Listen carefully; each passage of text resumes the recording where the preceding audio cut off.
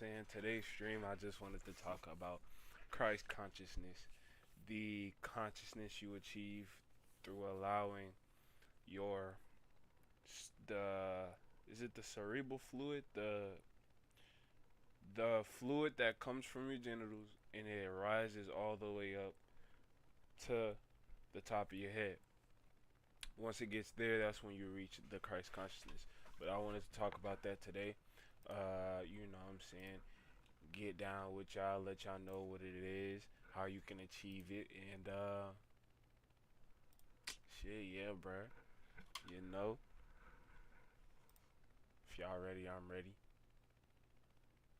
Let's get down, man. Let's let's do it, man. Let's do it. Let's do it. Let's do it. Let's do it. Uh. Alright. Okay. Everything is cool. Set up.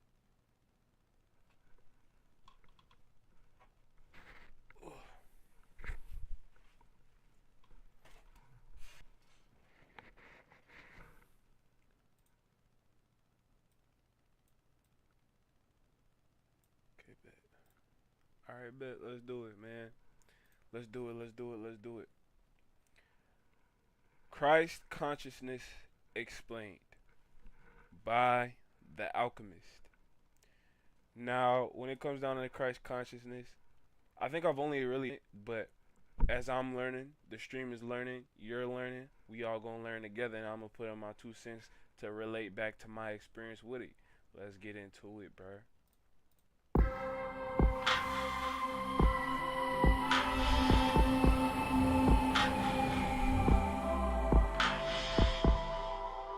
The most relevant state of consciousness for those going through a spiritual awakening in the spirit of this age is Christ consciousness. So today it is my honor to explain exactly what Christ consciousness is. Christ consciousness was embodied most popularly by the historical figure that we know as Jesus or Yeshua.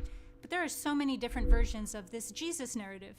Some of them are more rooted inside the idea that Jesus was a composite character, meaning that there were several what we would know in this age as light workers within that time frame that were at the level of Christ consciousness, and that was distorted, hidden, and then all of that was compiled into just one composite character that we know today as Jesus. Still, esoteric Christianity taught that there were two Jesuses who were brothers, and we're not going to get into it. Hermeticism taught that Jesus was a high-level mystery school initiate that was on a very specific mission to counterbalance the malevolent control and force that we know as Yahweh. So Jesus can be seen as what we know in the spirit of this age as a starseed, or a higher density being who incarnated into the human form to embody Christ consciousness. Other versions do not stray from the literal interpretation of Jesus that we see inside the Bible, that he is the Son of Man and that you cannot be saved unless you go through him. So there's a lot of different narratives around this character because he had embodied Christ consciousness. The reason why Christ consciousness needs to become the baseline of our collective consciousness is because of what Christ consciousness entails. So different streams of consciousness, different frequencies, contain certain attributes. There's certain attributes that you can tell when a being is in Christ consciousness, just like if you could tell that a being is in a lower level of consciousness. All these different levels of consciousness have their own different attributes. And so Christ consciousness's attributes are the most relevant to an awakening and a spiritual evolution. And that's because it's our next step for growth.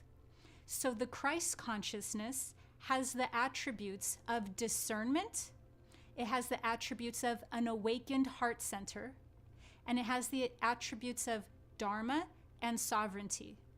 These four are the most core attributes of Christ consciousness. These are how you will be able to tell if a being is resonating in the frequency of Christ consciousness.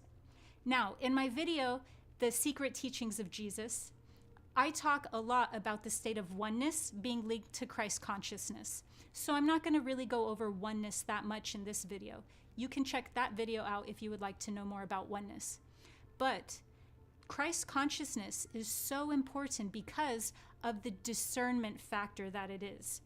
Most people are familiar by now with Sophia from Gnosticism. Even if we're not Gnostic, we can typically know within the spirit of this age that Sophia stands for wisdom. She's the aeon of wisdom. And that there was some form of fall, some form of mishap in creation. And if you didn't know that, well, now you do. So Sophia is intimately linked with Christ. And the state of consciousness being Christ consciousness is the masculine expression of Sophia, of wisdom. So that's what's very important. That's like the esoteric Easter egg of knowing what Christ consciousness is in its 360-degree expression. It's because Sophia and Yeshua, Christ consciousness, they are like twin flames. They're really called syzygies, but we would know them in age as twin flames. So they're one soul. They're one eon. And what that means is that the masculine expression of Sophia, of wisdom, which they both are together, but that masculine expression of wisdom is discernment. It's when you take wisdom and you put it into action. You put it into application. So when you practice discernment, you're actually practicing wisdom in action. Now, when we're regarding the esoteric sphere of reality, we're perceiving this creation myth in its most symbolic or metaphysical form, because that's what the esoteric does. It looks at a meaning through its most spiritual dimensions. And the most inner and spiritual meaning behind this creation myth of Sophia creating an abomination of the physical reality that then Jesus or Christ needs to come in and help create the option of salvation through, is actually one that has to do with the symbolism of the metaphysical force that we know as wisdom, creating a time-space, creating a dimension where you get to live out that theme of wisdom and what will come with wisdom. A lot of lessons. And those lessons will always teach us something or not. And that teaching is developing discernment. So you need discernment. You need to learn from past experiences in order to create consciousness and in order to create discernment, so that then we can apply that. And when we apply discernment, not only is that putting wisdom into action, but that is also how we get out of karma. That is how we get out of the repetitious cycle of determinism. It's by becoming conscious. When we awaken to our consciousness and then we start applying that to our choices and actions, that's not only wisdom, but that's how we elevate our entire being into free will and Christ consciousness, so that we ascend out of determinism, karma, and suffering. So when we look at this creation myth from the esoteric sphere of reality, we are looking at it from its most symbolic and its most metaphorical sense. And so physical existence being this abomination that was blamed on a woman is actually, in the metaphorical sense, the feminine energy wanting to create, wanting to explore, curious about this creation, and then having the masculine energy come and guide it, guiding that creative spark so that it learns how to discern between different qualities of truth, different grades of truth, so that it can discern its way and awaken out of its creation. So, one of the most important things to know about Christ consciousness is that it has the upward, the aligned expression of judgment. It's not in sheer prejudice, discrimination. It's not in fear. It's not coming from the unconscious and the shadow. It's coming from the wisdom of past experiences, yet keeping the field of experiences open in the future to new experiences. But it pulls from past experience, and then it applies intellect and intuition. When you connect intellect to intuition, you get discernment. So discernment is so important because it's multifaceted. You could even say that discernment is at the crux of his teachings, because the esoteric meaning behind one of his most famous lines, which is, "Do not cast your pearls to swine," was essentially teaching people how to ascend out of the matrix control system. And that was by being able to discern who was vampirically, energetically draining versus those who truly have the ears to hear and the eyes to see. That's discernment. Now apply that to everything else that he was teaching as well. Now, not even knowing that, bro, I ain't gonna lie. That's something that I just naturally have discerned. Like, nowadays, bro, you won't ever see me trying to spit this game or try to like spit what I know as far as like, spiritually to like just anybody. Even when I put it on here, even when I put it on, the internet, like my goal is to get it to people who's already at that level, who's already open-minded. You see what I'm saying? Like, it's not to get it to people who don't care about the knowledge, who scoff at the knowledge. You see what I'm saying? It's to get it to people who already got the open mind for it. Because you giving it to the blind, they can't see anyway. So what's the point of showing the picture to the blind when they can't see the picture? It's pointless. Because it's all about being able to notice what is worth energy, what is worth time, and what is absolutely draining. So one of the other things that is related to this that Jesus was also teaching was to be able to come from an awakened heart center with this discernment. So that discernment isn't in opposition to an awakened unity consciousness or an awakened heart center. So that we can be in discernment, we can take actions of wisdom, which is discernment, yet still come from a place of complete unconditional love, and that they're actually not in battle.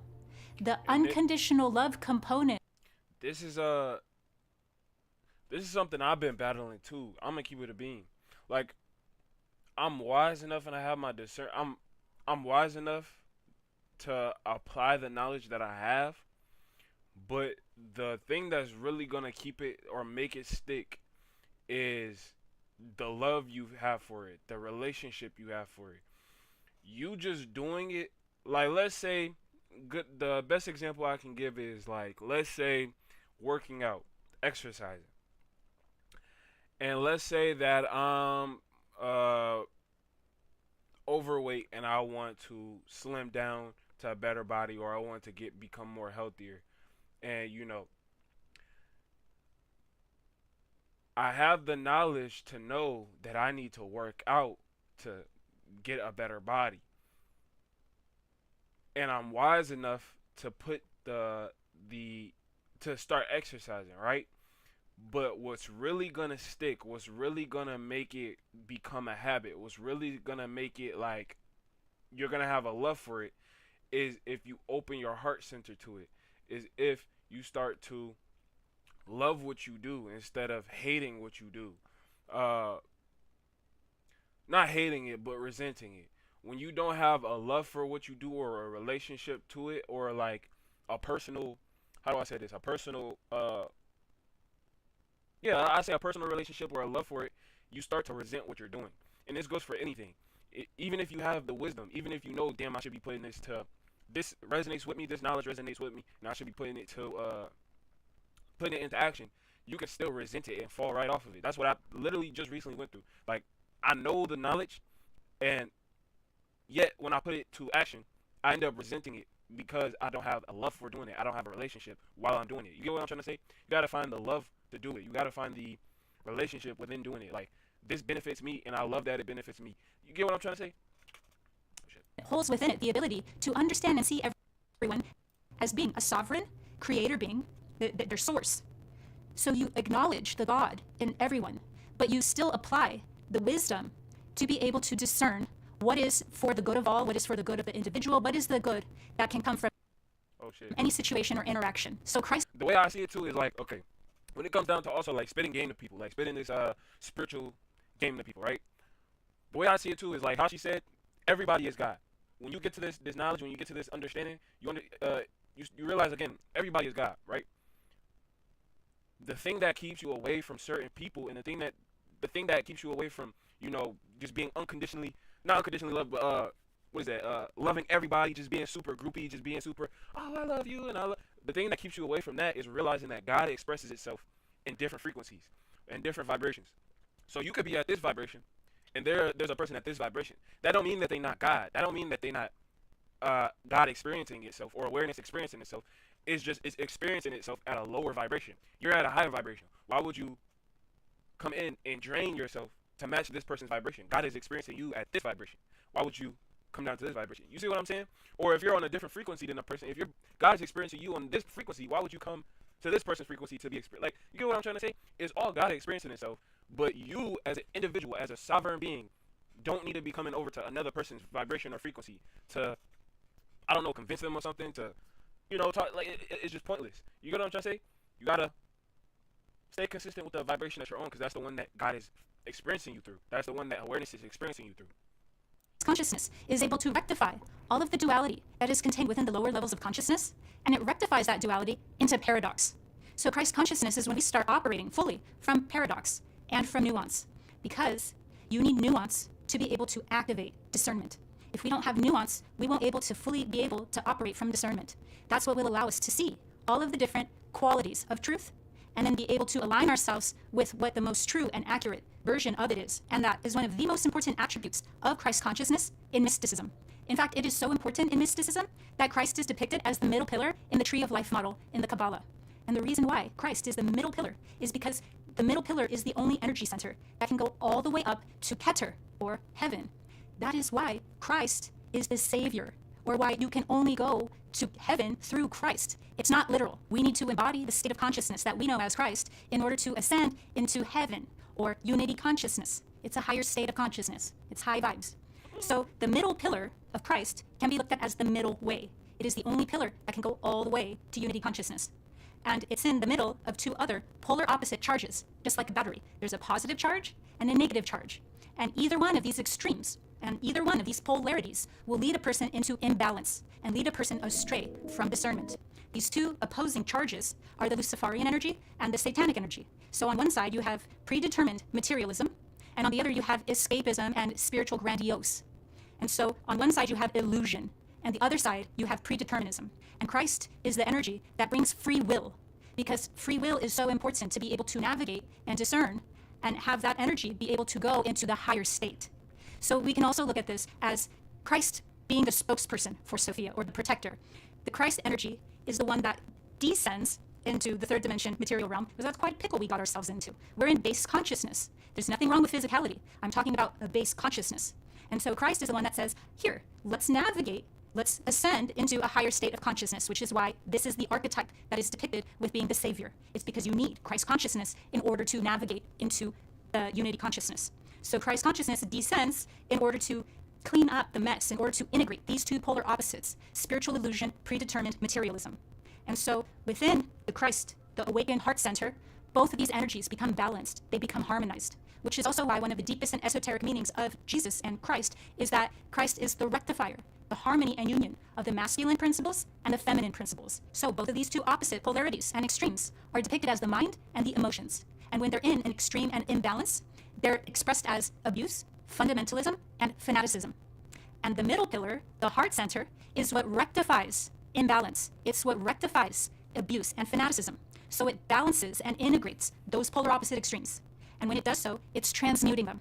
That's why the heart is also known as the philosopher's stone and the furnace. It's transmuting those imbalances and those extremes. It's uniting them in the heart center by bringing consciousness to them. Consciousness is the transmutative factor. Hold up, y'all. Hold up.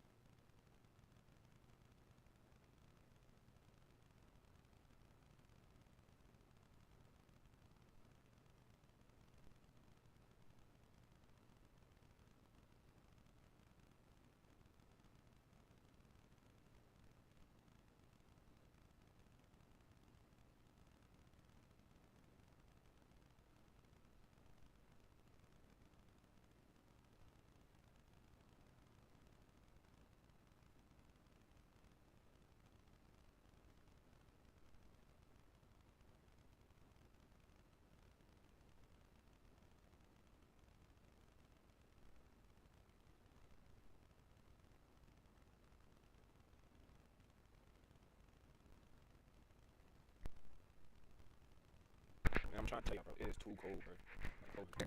Consciousness is what transmutes something. You cannot transmute something if you are not conscious of it. So it's bringing consciousness to them, which is unifying them and transmuting them. So that's why the heart center is so important when it comes to being able to transmute something. That's why it's known as the philosopher's stone. So the last thing that Christ, in the avatar of Jesus, descended into base consciousness to do was to go around telling everyone, you guys, I'm divine and you're not. And what kind of a higher density spiritual ego is that? It would make more sense that Yeshua, or Jesus, was going around telling everyone that in order to develop gnosis and descend into unity consciousness, they must understand that they too are divine, that they too are divinity. He was going around, he was quite the canary, trying to awaken people out of this slumber of spiritual amnesia. When we're in spiritual amnesia, we don't know thyself. And when we don't know thyself, we can't live in gnosis, which is why Christ, or Jesus, is intimately linked with gnosis. And gnosis is truth. I hope this has made you high vibes. Gnosis. Now, I'm gonna look this up before. But what gnosis sound like? No, gnosis, gnosis, no, knowing. A-N-O-W. Now let's look at gnosis real quick. I think that's what gnosis. Gnosis is direct experiential, or an intuitive spiritual knowledge of the divine, as opposed to intellectual or dogma-based belief. Originating from Greek word knowledge, gnosis. It is foundational, liberating insight in Gnosticism. There you go. Look, self-knowledge. That's all I wanted to look at. Self-knowledge. Gnosis is just self-knowledge. It's just knowledge of self. Knowledge of self, knowing thyself. So. Let's go back to what you were saying. Is intimately linked with gnosis, and gnosis is truth. Gnosis is truth. Knowing yourself is truth. You are the truth. You are the truth. Your truth is the truth. Gnosis is truth. You get what I'm trying to say? That's why I say it's important to go within. It is important to figure out yourself. Listen to yourself. Genuinely just become conscious of yourself, your body, your mind, everything. Become conscious of all of that, so you can have knowledge of self. Once you have knowledge of self, you have tapped into your truth, what is true. It's a good video. Good ass video, man. Alright.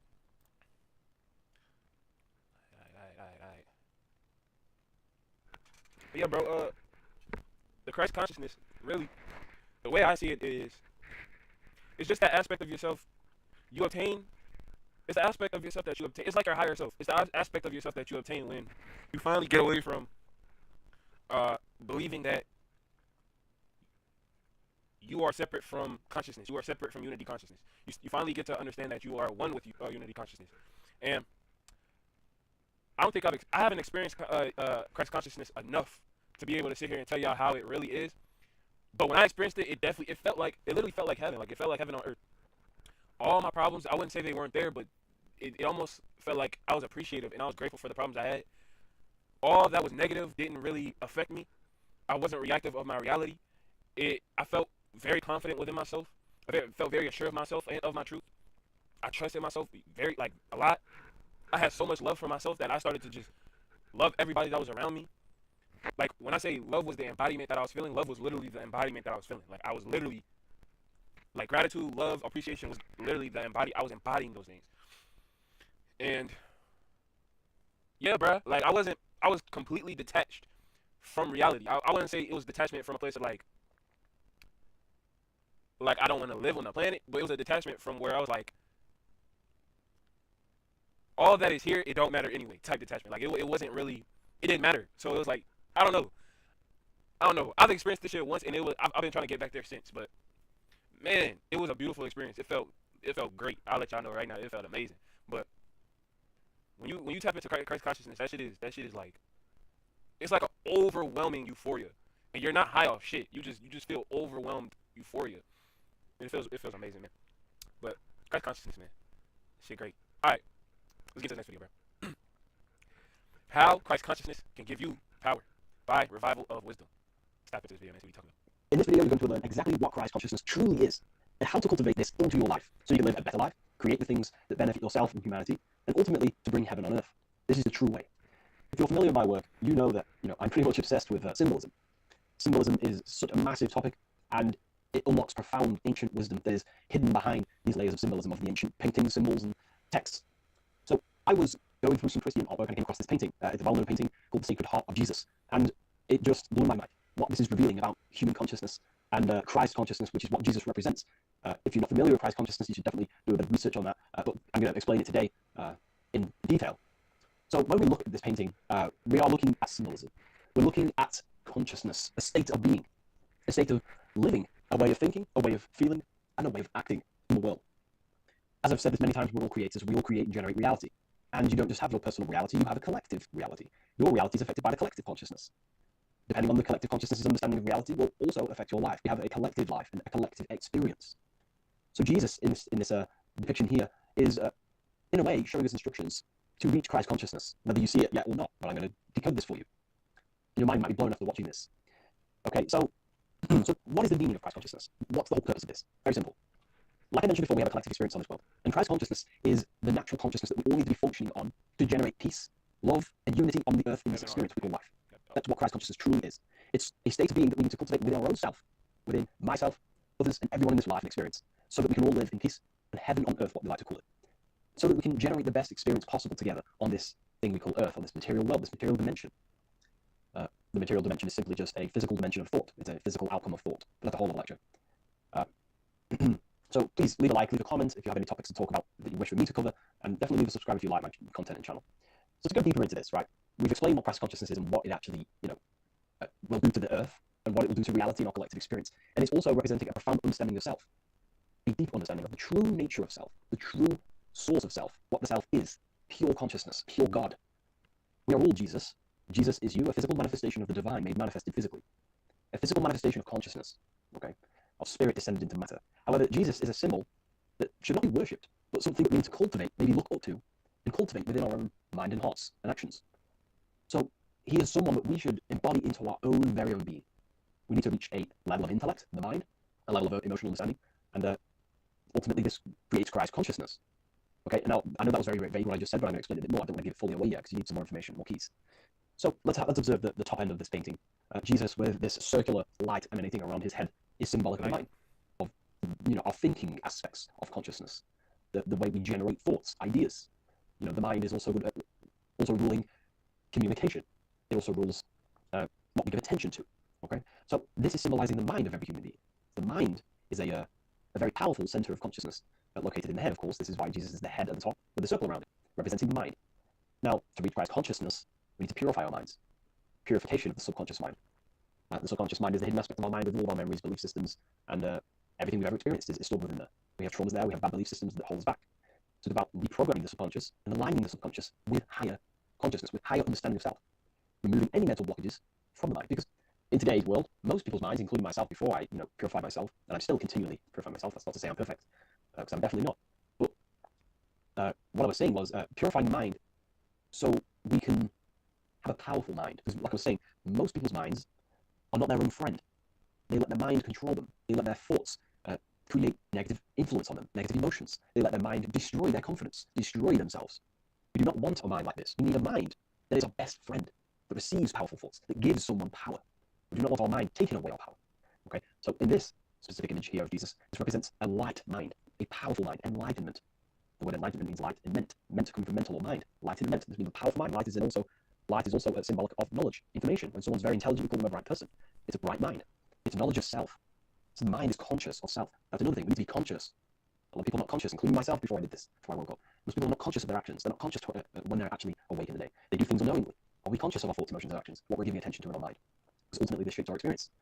There's a great quote, I think it's Julius Caesar or one of the Roman emperors, who says the quality of your life is dependent on the quality of your thoughts. Something along the lines, I don't know if I'm 100% correct there. But it's very true. Our thoughts dictate our happiness. So to cultivate Christ consciousness, we need to be conscious of our actions, conscious of our thoughts that we're giving attention to. There is a level of mastery that we can achieve within ourselves where we become conscious of every single thought that enters our mind. That sounds easy, but it's definitely not.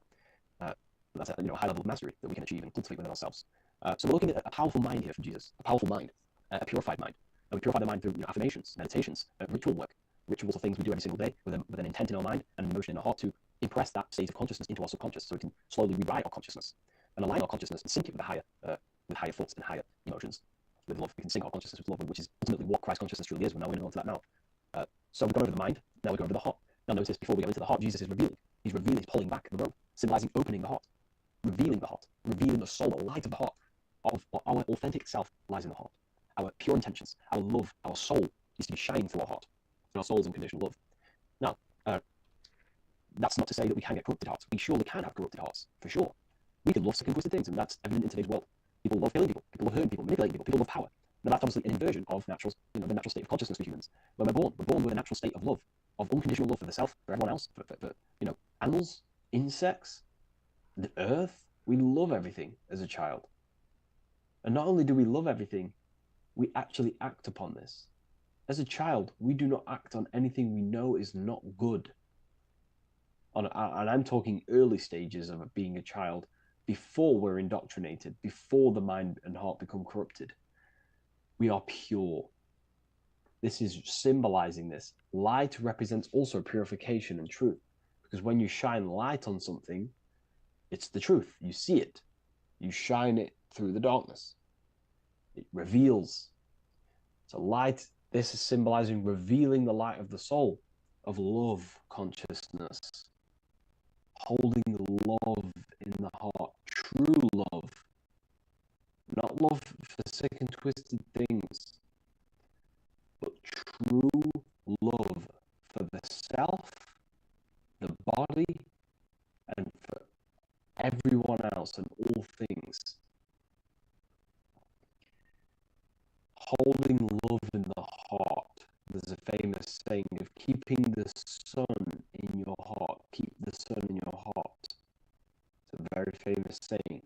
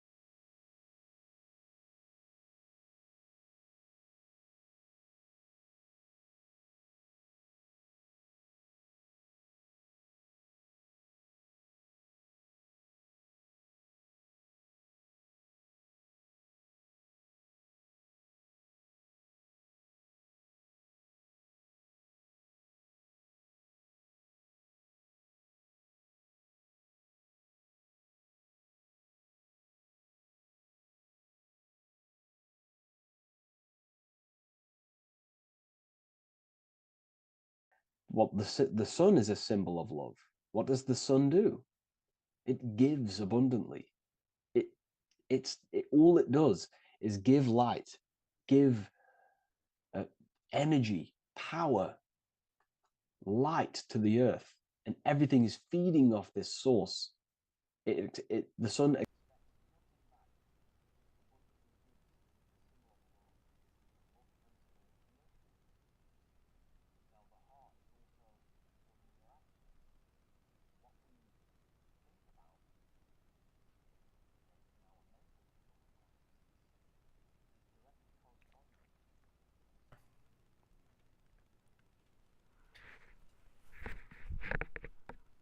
Okay, there we go. But this is why certain people will say, just tap into your higher self. Just go to your higher self. Your higher self being your Christ conscious, the Christos, your highest conscious, your highest consciousness.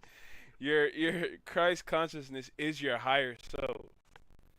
This is why they say go to your higher self, because when you purify the heart, when you purify your mind, you purify the thoughts, you gain enlightenment, you raise the the your life force energy all the way up, and again you purify the heart, you purify the mind. You start to naturally align with what you're supposed to be doing on this planet. You start to gain your sense of purpose. You gain clarity on all aspects of life. You start to uh, have a deeper understanding of self. You start to have uh, a deeper love for self. You start to have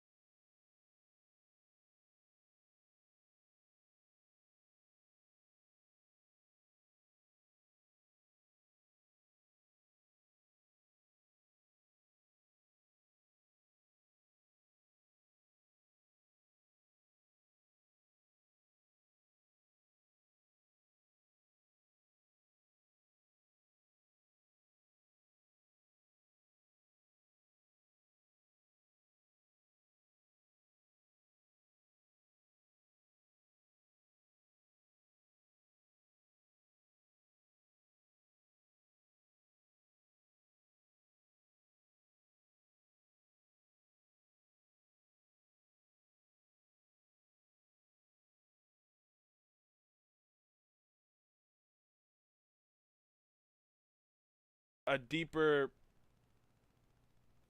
trust in, yeah, love for yourself. I guess you could say. I was looking for a word, but you start to gain again a deeper love and understanding and trust for self, that rising that life force energy, your sperm, your the fluids that is, dormant within the lower aspects of yourself, rising that up all the way up to the top of your head. Um, holding it long enough so it can reach the top of your head.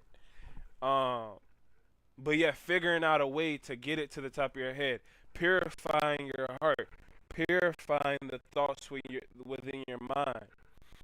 Um, you hear this a lot with the semen retention community. Like they'll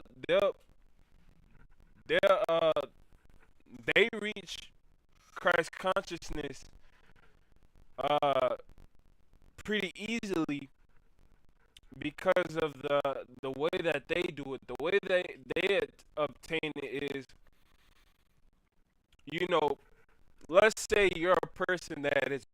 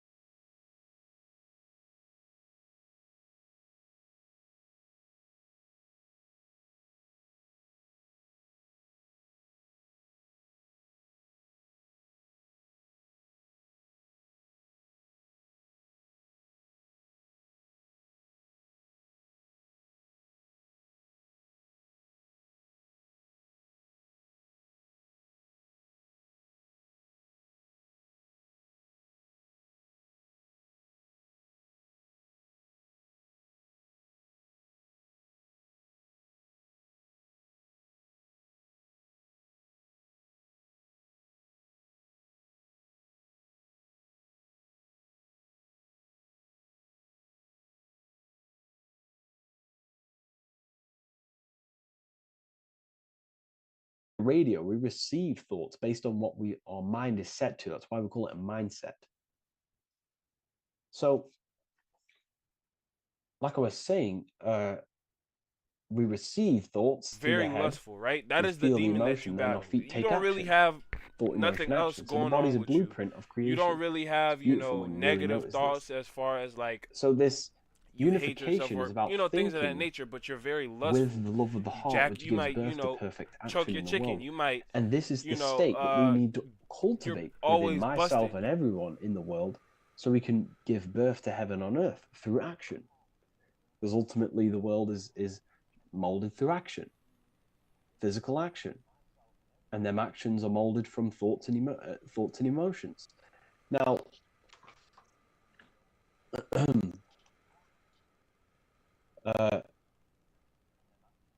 just have a little announcement.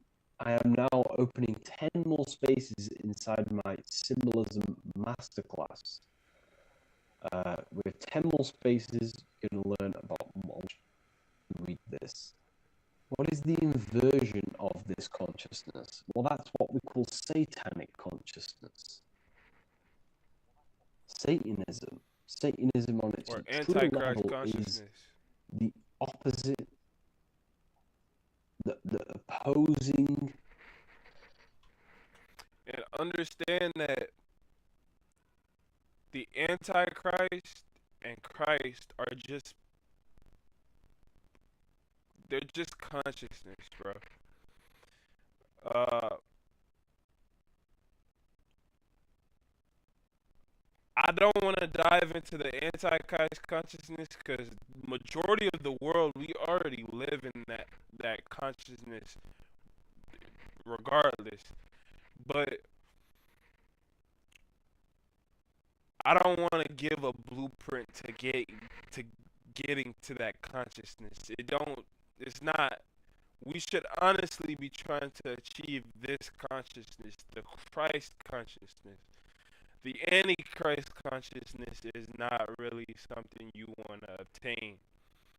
But do your own research if you want to obtain it. Uh, I've definitely done my research on it. Uh,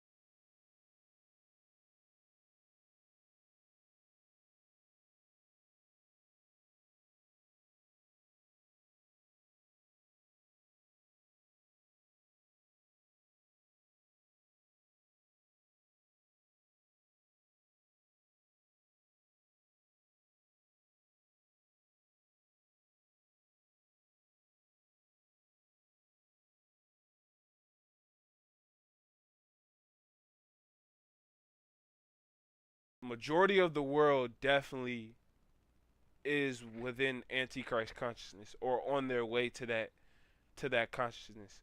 And it ain't somewhere you want to be, bro. I'll let you know. It's just kind of trash. The natural state of consciousness that we are born into. It's about thinking with no emotion. Thinking and acting. This is what in grey. Because colours provoke emotion. When we look at a colour, it invokes an emotion. Grey has no emotion. So we're looking at dullness of the emotions. I'm not going to go too deep on this subject. I'm going to create a whole new lecture for that. In fact, I think we have a great lecture inside Ethereal University on Satanism. We're going very into depth of what Satanism is and what Satanism consciousness truly is. And again, it's just the cross inverted. Satanism is just it's the invertation of, I don't know if that's a word, but it's the inverse of natural law, natural consciousness, of love consciousness that we are born into. Christ consciousness, antichrist consciousness. So ultimately, the message in this video was to create love in our minds, love in our hearts. Think with the love of the heart. Think with the care for one another. And that gives birth to perfect action. And when we align, when we do truly act out what our heart is telling us, and I know this from first-hand experience. This is what happened to me. I woke up. I started to follow my inner guidance. I always.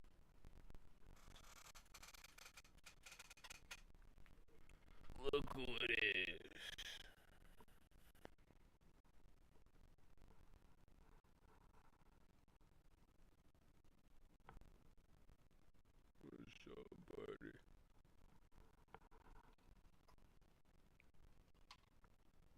always took action on it. I was saying yes to it every single time.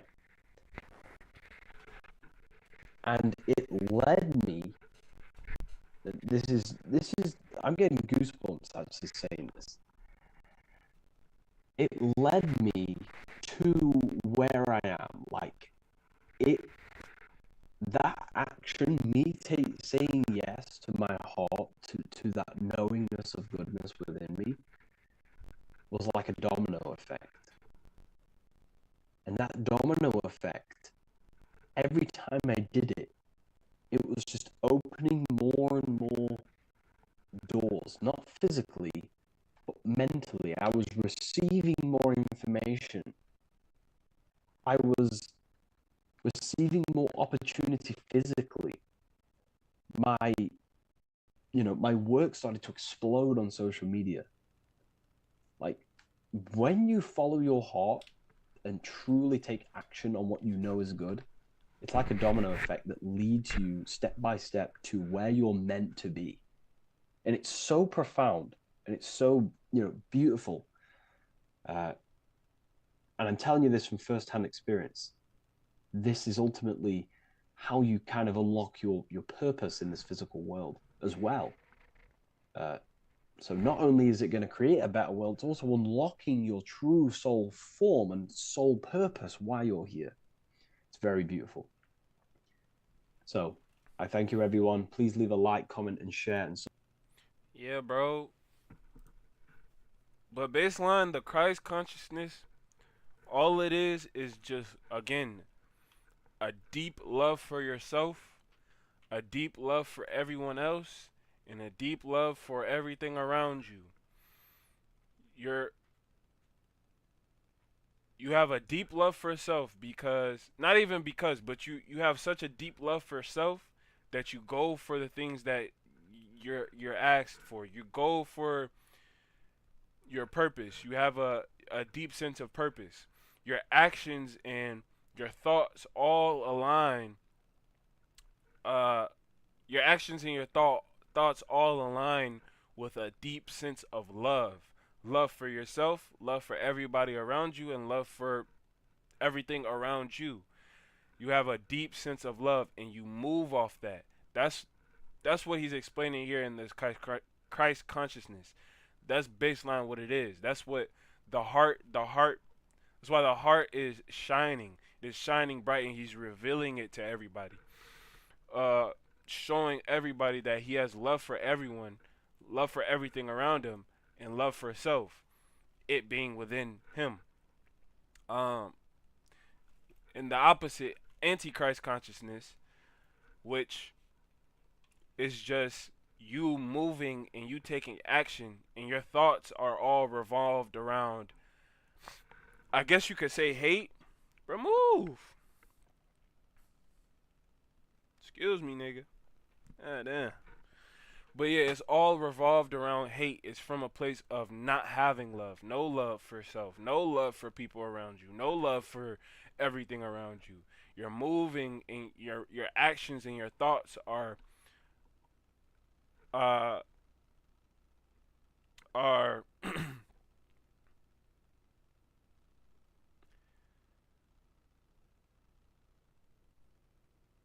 are acted upon you not having love for nothing.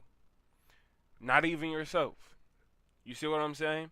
So when you tap into your Christ consciousness, that's when you truly gain the sense of success. Success within however you want to, you know, however you want to describe success, I guess you could say. However success looks like to you. Uh, you truly start walking towards success or your purpose with love. With love for, again, yourself, everything around you, and everybody around you. When you're in that antichrist consciousness, you start strafing away from your purpose, and you start going towards things that are going to fill the void within you. They're going to fill that void of you hating yourself. you hating everything around you, you hating everybody. It's gonna fill that void. So you're gonna start you're gonna start doing actions and having thoughts that are gonna try to fill that void. You're gonna start doing things like excessively busting, excessive, indulgence in lust, excessive indulgence in drugs, excessive indulgence in alcohol, excessive indulgence in hurting other people. You know what I'm saying? Killing other people. Not even for, but just for no fucking reason. You see what I'm saying? Like, that is true antichrist consciousness. And that is, if you choose to live that way, all kudos to you. But personally, every time I've seen somebody go down that route, it's never ended well for them. They've never really lived along going down that route. They've always ended up taking their life, or majority of the time it's them taking their life because of the fact that they're literally living in hell on earth. Their mental state and shit, their soul within their temple, the soul within their temple is living in hell. They hate themselves, they hate the world around them, and they hate everybody around them. Do you want to live in a life like that? I don't think you would. I would prefer that everybody lives in a life where they love themselves. They love everybody around them. They love everything around them. But again, we kind of live in a society now where, it's promoted to love. I mean, it's promoted